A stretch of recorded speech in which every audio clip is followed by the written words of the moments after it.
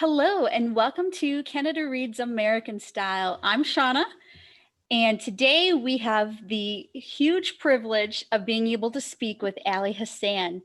And we have brought back all of our participants to also discuss some questions that we have about Canada Reads. So today, my very first question for you, Ali, is what did you take into to coordinate, or what did it take to coordinate this year's pandemic style show, including having no audience? And were you satisfied with the results, especially since we may be in the same boat for next year? Good question. And yes, that is a possibility that I don't think anybody wanted to really talk about at the beginning of the week. But quite honestly, it went, I would say, even better than expected at some level, because a few years ago, Chantal Kreviazik had to stay back in LA. And so she was a one remote guest, never had two remote guests before. And the delay was such that it was really kind of, unfortunate for her. And I think at times for her problematic, where she really had to wait for us to stop talking. And it was like almost 3 or 4 seconds. And so if she wanted to really be part of a discussion and really sort of engage, or we wanted to throw to her, the momentum would sort of the momentum of a discussion could really sort of be slowed down as you wait that 4 seconds. This year, with 2 people remote, Elena had a little bit of a delay. George hardly had any delay. I really thought, and they themselves worked very hard to be part of the discussion. I've done that kind of thing before, where you were sort of, they refer to it as like a black box, where you're just looking into a black box and talking directly, and you hear in your ear what's happening. And those aren't even debates. Those are just one person asking questions. I find it very uncomfortable to be staring at something that is nothing. I'm just staring at a box, and they say, look into that box, because that means you'll be looking into the camera in the right place, and not seeing anybody. I don't enjoy that at all. So I tip my hat to both Elena and George, who were very active participants. And then I tip my hat to technology that did a pretty darn good job. Because once you do allow people to see and hear, you introduced a video element for these remote guests, the delay gets worse. So they decided that it would be better to just have the audio. And I thought it was great. I mean, some of us don't, lose anything from not having the audience. There are guests who will never even look at the audience. They'll maybe at the end of the show, they'll sort of people will come up to them and talk to them. And that's always really nice. So you miss that nice thing. But as far as the debate goes, there are some people who just, I remember Tamo Pinnickett. I don't think he ever looked or addressed the audience at all. I could be wrong about that, but I just know that wasn't his thing. Whereas some people who are, actors, performers, in Akil's case, he is, a guy, his whole life is live. It's going out live to people. It's on the microphones, talking live to people in live formats. Myself, the bulk of my life is the same way. So I think I miss it. People like Akil, Julie Black might miss it, but I don't think it takes away from the debate per se to not have a live audience. But full respect to that team for bringing it together. We really did feel like it was going to be a little rock and roll. Who knows what's going to happen? I had to sort of be ready for the fact that Elena or George, we could lose them. You don't know, you don't have any, technology is great, but it's never 100%. So you never know what could happen, and it could have been cut. And then you're just, the way a duck's legs move rapidly and panicking underwater. That's what I was going to have to turn into. It's okay. Elena's gone. Not a big deal. But of course, it is a huge big deal that somebody's gone and not there to defend their own book, potentially. Wow.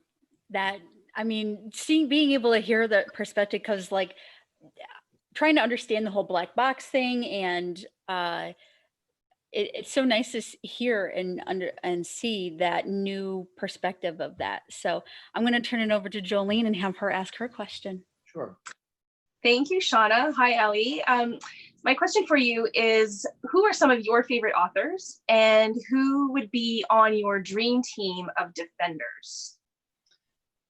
My dream team of defenders, I wouldn't have been able to answer that a few years ago, but I think what you want more than anything are passionate readers who are known for reading.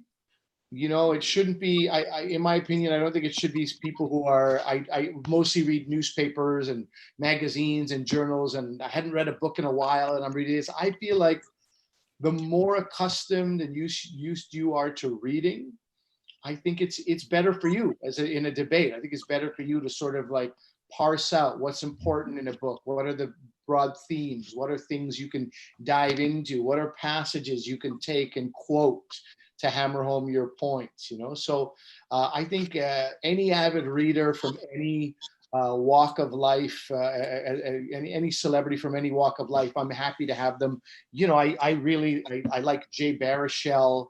He was on a few years ago. My friend Trent, Samantha Bee. I usually think to, you know, entertainers. And I can't help but think about people like that. And I think anyone who's a avid reader, I think entertainers do something good at the table. They can add some levity. When, you know, you guys have watched the debates, there are times where levity is required. And I think just because my background is stand-up comedy, maybe in the last 2 years they didn't have those sort of entertaining, you know, comedian personalities, but they might move in that direction. I got an email from somebody who was saying, Ali, it would be great if we combined the two things, Canada Reads and Laugh Out Loud, and the theme be one book to make Canada laugh. And I was like, well, that would be something actually, because I love that idea. quite a laugh, yeah. Yeah. But to answer your question, I really like what Canada Reads does. So I think, you know, musicians, always, it's so fun to have musicians on.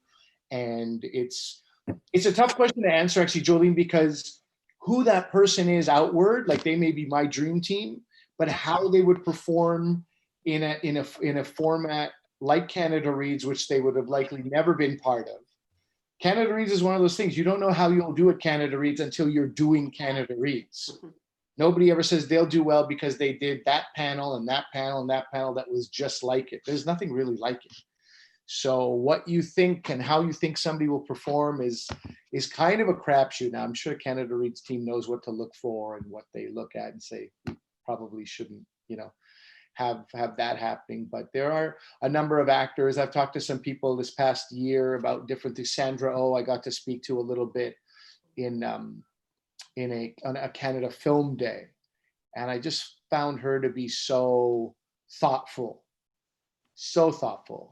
about so many different things. I think she'd be a great guest. I think there's a number of incredible directors that we have in this country, and you know, prolific actors who are used to studying text and then they read books. The movie was based on a book, so they'll go deep into the books. And you know, Marc-André Grondin, Xavier Dolan, I think guys like that, you know, some of these great directors from Quebec, and these guys would be excellent. But anyway, these are all just my biases, but I would love to see people from entertainment especially be also because, you know, you don't expect necessarily that somebody from who's a singer might be very, very keen avid reader and then able to make such great points. So it's always a nice surprise. It's a pleasant surprise at the table. Excellent. Thank you. All right, Larissa, go ahead and ask your question. Awesome, thank you. Before I ask my question, I actually wanted to make a quick comment back to Shauna's question. Thank you for talking a little bit about the technology for the remote guests, but I actually also wanted to mention that thank you very much for mentioning it on day 3, that they were like what they were kind of dealing with, and the fact that they couldn't see you, because I didn't really understand that until day 3.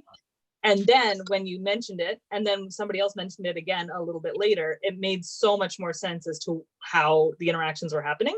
So if it does happen to be remote again next year, that was a really valuable piece of information for me. And it really should be probably given earlier. I think we gave it early on, but it's so much is happening at the beginning that I think it's probably something that people should be reminded of every day. And, you know, it's that challenge.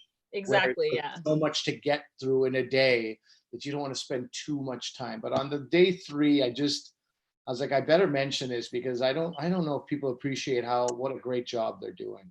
So, and it actually, that links a little bit to what my question is. So this was actually my first Canada Reads that I watched, and I loved it. And I followed the online chatter in the Facebook group that CBC set up.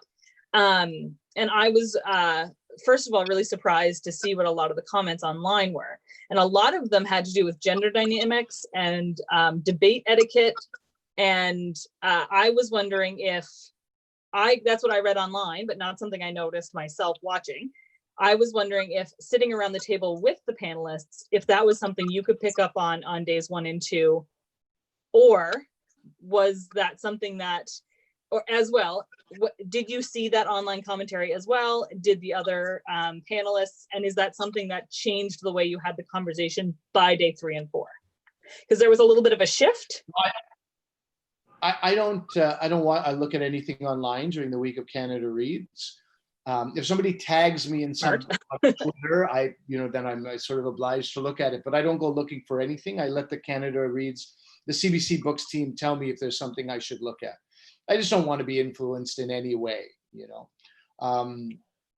At the table, I do feel like it was going in a direction that was, or it could have been. It felt like it could be going in that direction where it was a little bit, gender was at play.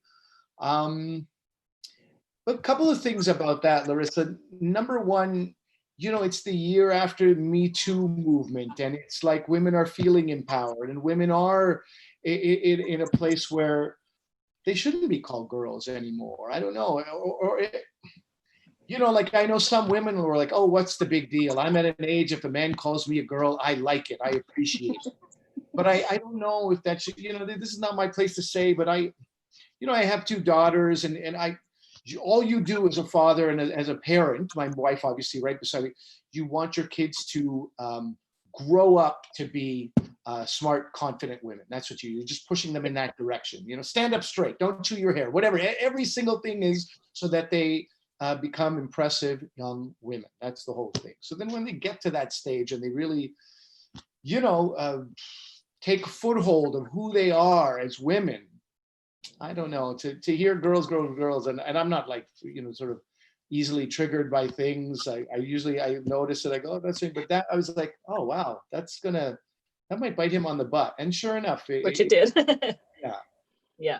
I mean, he got ahead of it, he apologized, and that was fun. But like, the gender is an important mix for the CBC Books team too. They want it to be even. When I was going to host this, and Rebecca, I think I told you about this in March, or maybe it was last year. I told you last year that, it was the kind of thing when they were looking at me to potentially host it, it was like this, like, Ali, we're looking at you as a host. However, one of the panelists, we don't know if they can make it. They are looking at their schedule. That's a woman. Now, if she can't make it, we have somebody as a backup choice for her. That's a man. If we have to go with that man, then you can't host Canada Reads, right? So the gender balance is very important in that regard. And yeah, I think it came off maybe looking like it was a little bit like men versus women, women versus men. But besides one comment about mansplaining, I don't really believe that was the case. I don't think that was at play. The more I saw each day, it sort of corrected itself. Even, Amanda herself, she didn't sort of dig her heels in about that. I found the mansplaining thing, yeah, it has the word man in it, but I feel like it was more intended to be a little bit dismissive, like the way OK Boomer would have been dismissive, or OK Karen. It's like, well, that doesn't help. That doesn't promote debate. That doesn't let everybody express themselves at the table in a fair way. So I didn't focus too much about the man and the mansplaining, but I did focus on the fact that it was a dismissive comment. And then by day 3, it had kind of rectified. But definitely, if Akil's book was still in the running, I think that's something we would have had to address pretty quickly. Okay, thank you very much.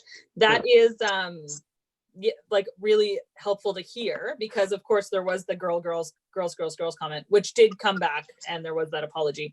But a lot of the online chatter was directed like discontent and like complaints about the women. And I actually talked about this, everybody who's watched this all last week, all of our recaps, I already talked about this, but it was, I was wondering if at the table if that was as obvious there, or if it was more just because, you know how online things are. One person posts, then it's in someone's head, then someone else posts. Sure. And I just, wanted to hear what it was like actually there in the studio. So thank you very much. Sure. Awesome. Sarah, if you want to go ahead, we have 12 minutes left. Okay. Hi, Allie. Thanks for coming tonight. Pleasure. So my question should be pretty quick. So of all the books you've read since being involved in Canada Reads, and it's been a few years now, which one did you connect with the most that maybe spoke to you about something that you personally feel passionate about, or, it just, maybe it inspired you? And then also, and maybe this is the same answer, but which book would you find yourself recommending to other people most frequently? Well, it's a tough one about when it comes to recommendations, because you don't know what people like to read in particular, right? So if somebody is really into science fiction, they may not like something like small game hunting, right? Maybe it's just too. I personally, my favorite thing in reading is dialogue. I just love dialogue. I love reading scripts. I love reading plays. Sometimes, my father's plays, some of his books are still behind me. I took Who's Afraid of Virginia Woolf, Streetcar Named Desire. There's another Tennessee Williams play that is back here. And I just flip through it and I start reading it, and that's like 1 hour that just goes by as I try to analyze what themes they're pushing through dialogue. I really like that. So I said this before, there's some really celebrated Canadian authors who in the most beautiful way take 15 pages to describe a bleak Canadian winter, landscape. And I'm like, somebody speak already, for God's sake, I need some words. So that's me. Other people will look at these authors and be like, the way the words put you in that place and describe the scene. And so for me, the books that I've really enjoyed that stick out are also strange to me, because not all of them, but I found The Break in the first year Canada Reads that I was hosting. I found The Break, which, I've told you this, it has nothing to do with Ali Hassan. I am the child of immigrants, Pakistani immigrants from the East Coast, then made our home in French, in Quebec and Montreal, and a Muslim background, a man. None of that comes up in The Break. That is not what The Break is about. The Break is really about, it's primarily female, multiple generations of Indigenous women in the north end of Winnipeg. That has nothing to do with me. And yet that book, I could not stop reading it. I could not stop turning the pages. I couldn't wait to find out it haunted me at night in a good way when I went to sleep, and I was like, I gotta read, and that's it. That brought up a point to me where sometimes you have to, a lot of people are like, I didn't see myself in this book. And it makes me wonder how important that really is. As a brown guy, I feel like that's always been important on screen. You hear stories from people who saw their first Asian character as an Asian kid and it meant something to them. Or they saw some Black person doing something that they'd never seen be done before and it inspired them. Okay? So I get that. But I think this, when you look at literature is more like art, and it's not, I don't know if you have to see yourself. It's not a vanity mirror. It is art. So you can extend yourself. And I really have found myself doing that every year with Canada Reads. This year, small game hunting was such I just found it tremendous. And the CBC Books ladies were like, Ali, you should probably read that book first. It's a pretty tough read. Now, these are women who, that's what they do for a living. They read. And they're telling me it's a tough book. So I was really like, oh, this is going to be such a slog. So I read it first. And I was like, no chapters? Really? Are you kidding me? Just right through. And I just loved it because of the dialogue, because of the accent, because of the characters. And my head was in it. And even though it was like absolutely difficult to read, if somebody is interested in fiction and beautiful words, like the way last year Brother, I thought was so interestingly written. If people like words, and Lisa Ray last year talked about that quite a bit, the beauty of words. And you never can quite get to that in a memoir, not ones that I've read. When you're in the world of fiction, this beauty and poetry and the way you describe yourself is so nice. So I really like Small Game Hunting. I would recommend that to people who like fiction. But I also found all 5 books this year were very, very interesting and thought-provoking in different ways. So it was a good year for reading, I think. Not happy stuff. Again, if you're looking for happy books, we may be coming to a point where Canada Reads might not be the right show for you if you like happiness. But the happiness comes in with hope and maybe promise of a new day and something changing. That's it. I felt the same way about Small Game Hunting, where it felt like every single word was very purposefully chosen, and every sentence, short or long, was perfect. Yeah. It was definitely a piece of art. So yeah, thank you so much. My pleasure. Well, and I go last, Ellie, but I just want to tell you that when we actually did talk to you in March. It seems like it was a year ago, but believe it or not, it was just in March. Yeah. And you had said how much you loved The Break. And so I read it, and Larissa read it, and we did a podcast about it. And so thank you for that recommendation, because I loved that book. It was amazing. So thank you. Yeah, great. No, my pleasure. You had mentioned that in an email. I was very happy. Yeah. Sometimes you give recommended. I used to be a chef. People would be like, "How do you make this?" And you go 5 minutes to give somebody a recipe, and then a year later they're like, "No, I never made it." I'm like, "I wasted my time." So I'm used to people not taking recommendations, but I'm glad you did, and I'm glad it paid off. Absolutely. So my question for you, and the wrap-up question, is a little bit different from Canada Reads, but I want to know, what does stand-up comedy look like now during the pandemic and beyond? And where do you think your career might take you as a result? Because it's a tough gig for anybody who does that for a living, for sure. Anything along those lines. Yeah, we are in a position right now where, some clubs are slowly opening up. I was on a call. There's a show called Cross Country Checkup on CBC Radio on the weekends. And it was myself and Alonzo Bowden. And Alonzo Bowden, well-known American comedian. I think it was, I don't know if it was America's Got Talent or Last Comic Standing. He was on Last Comic Standing. He did very well there. So he was sort of describing the situation in the US, and it's similar to here. It's like many clubs, you're performing behind plexiglass. You're performing to crowds that are maybe 1/5 of the size of the capacity of the club. So you're walking in with a mask. You can take it off once you get on stage. And, I don't really find any comedian who's like, "This is what I got into the business for. Plexiglass, I'm in. This is amazing." Plexiglass, 1/5 of a mostly empty room, great time. That's not really what we started doing this for. At the same time, it's so rewarding right now. And I don't know if that'll wear thin, but I did a drive-in theater show. I did a drive-in, and 6 months ago we would have been drive-in. That's the dumbest thing ever. There's no ceiling.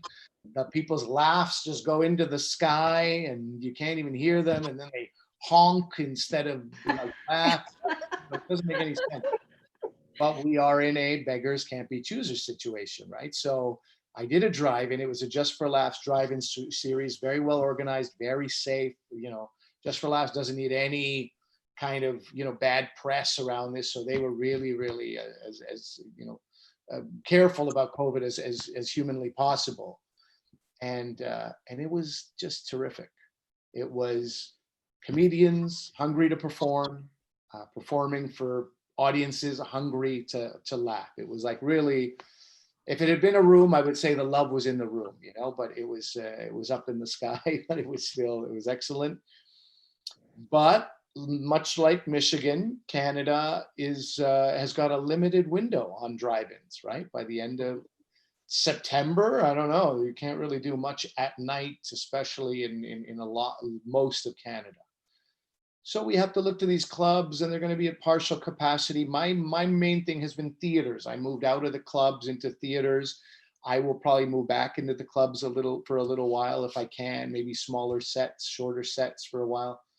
That's the other thing. Once you leave a comedy club, it's like, thank you, goodbye. And then you go back to the club, and the club owner is like, oh, look who came crawling back. None of us want this, okay? You don't want the pandemic. I don't want to be here. You don't want me here, but let's just make the most out of this. But yeah, a friend of mine, there's a group called Choir. It's these two guys who lead hundreds and hundreds of people in choir, my friend Nobu and David. And Nobu told me fall of 2021. I've just said a year and I won't be able to do anything, and that's fine. And I sort of took that too. I'm like, okay, I'll start to worry and panic and be sad and, look into plumbing as a trade or whatever else. 2021 fall, if shows are still being pushed back and all this. But for the meantime, I think people are doing backyard shows, people are doing outdoor shows, people are doing, those small capacity clubs, and it is providing something for us. But the worry is it's not providing enough to make a living.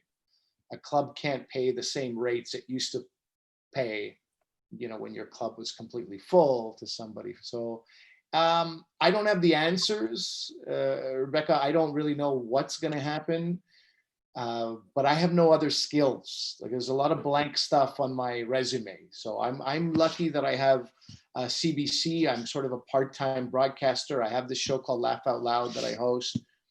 We were worried about that too. We go around the country and record live shows. Now we don't have those live sets to play on our show, but for a time being, we will go and play comedians' albums. We'll introduce people to comedians they may not have heard. It's a little bit more work for us, vetting the album, making sure that the content is suitable for CBC. And then I fill in on a number of other shows, and I'll try to continue to do that. And then in fall of next year, either you will see a man with more hope in his heart or a very broken down person. I hope it's the former and not the latter. Well, I know that you are a plus phenomenal chef, so you should also take that into consideration as well. Yeah, it's funny. Thank you for saying that, Shauna. My children have broken me down, and they've made me forget what great food I made. Sometimes my wife has to yell at them, like, people who pay hundreds of dollars for this meal, you guys are like not even saying thank you. You're like groaning as you eat it. So I do have that. That is a backup plan.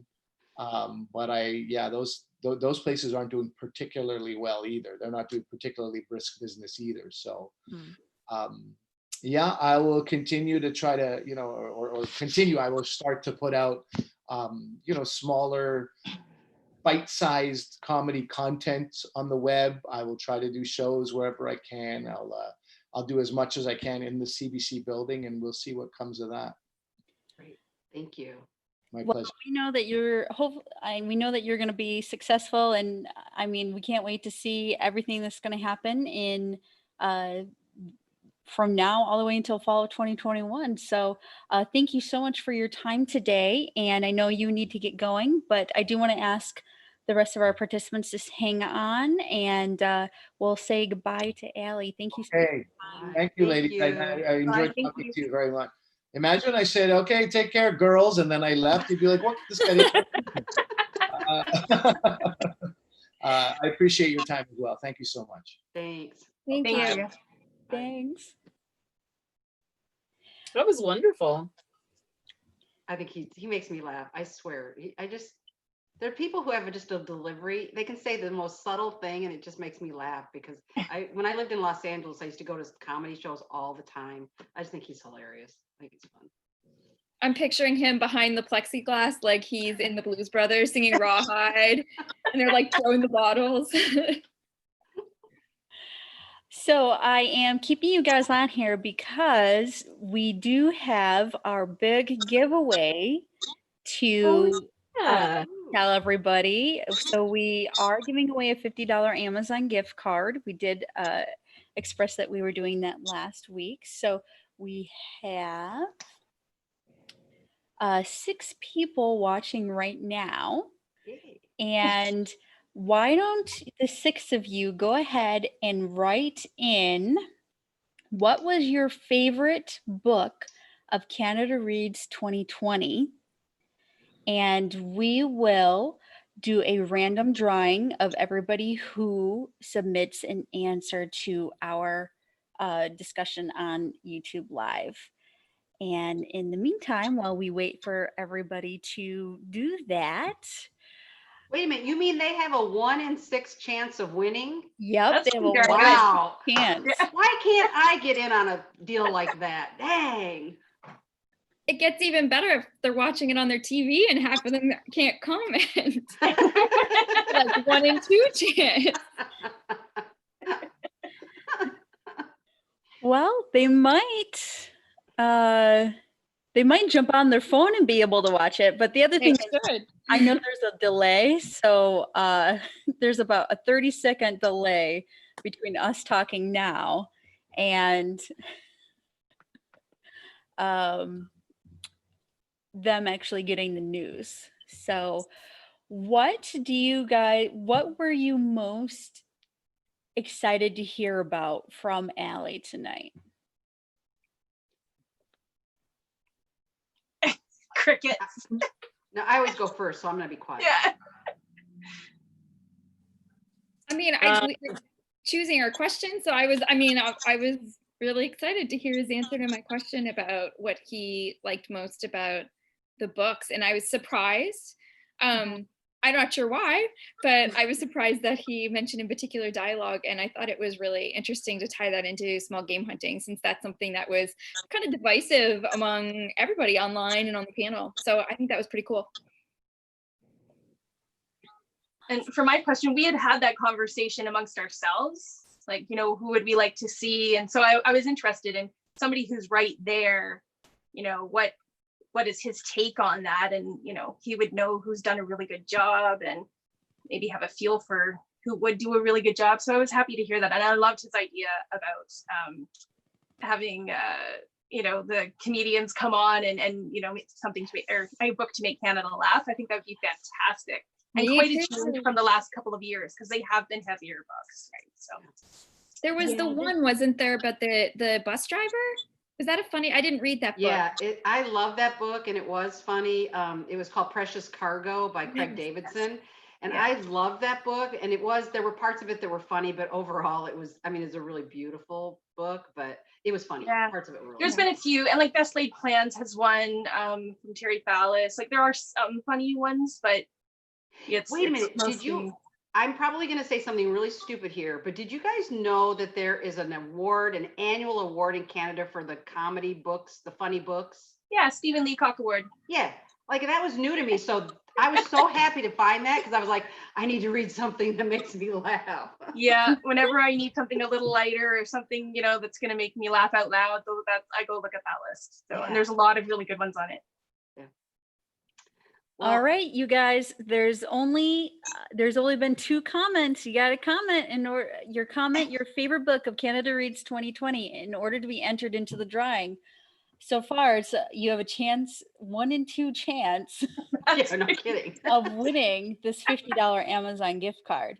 Can I say what my thing is about Allie? Because since we're giving him a little bit more time. As soon as I respond to Jolene's thing.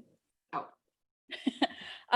So in regard to the dream competition and everything, if you listen to our podcast with Allie, he actually explains a little bit about that kinds of stuff. But one of the things that I thought was very interesting was that the CBC Canada CBC Books, is that what it's called?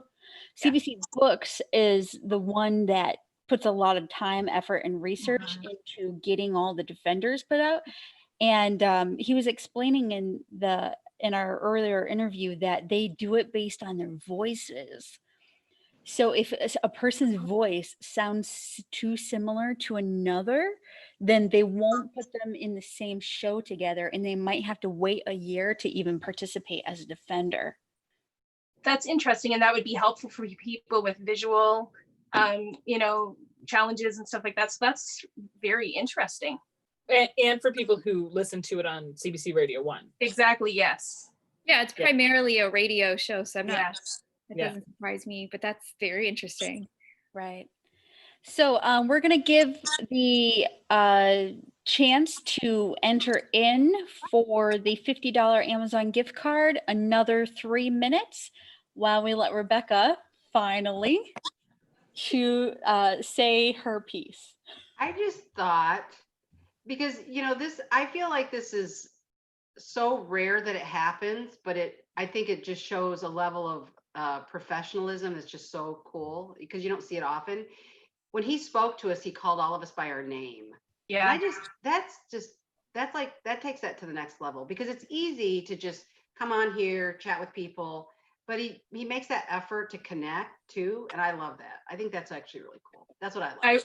I was impressed by that as well.